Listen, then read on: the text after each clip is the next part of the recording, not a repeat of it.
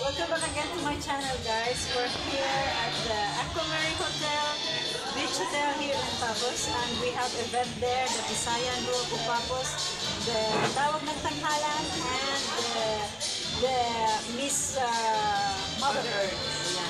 So while they are performing, and we do our best to out of the hotel to have study. So we are multiple OFW here in Cyprus.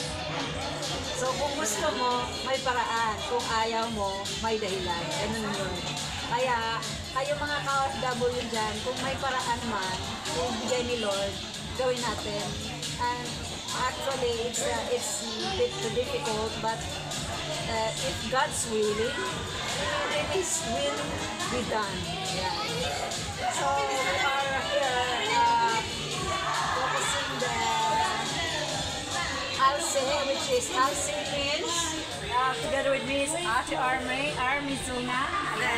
Alce means Ateneo, leadership, and social entrepreneur. yes.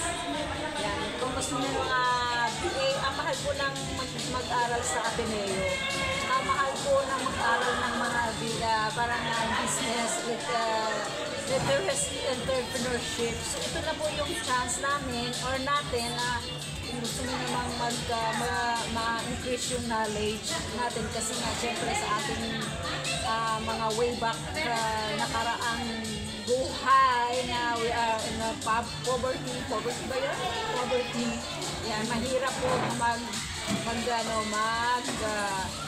tuition pay kasi nga mahirap lang po tayo sa Pilipinas. So, we are very happy na binigyan tayo ng chance ng ALSE na nandito sa Cyprus ang consul natin na si Ma'am Charmaine Rizal Cunico. Siya po ang nag-initiate ng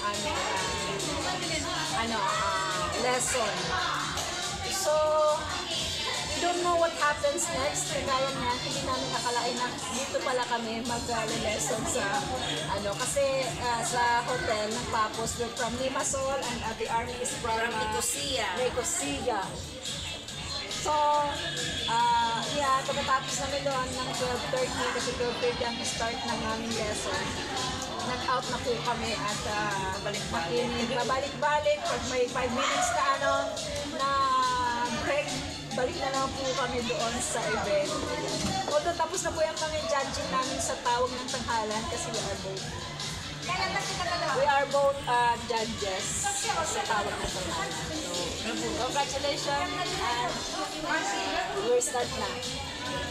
Habang nakikinig, pinapakinggan namin. Ayan. That's all, guys. Uy, ayun, may question na. Uy, may question na po. Kailangan masagot ito.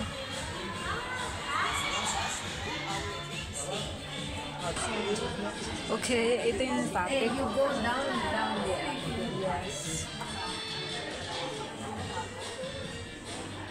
Living resiliency. Living resiliency.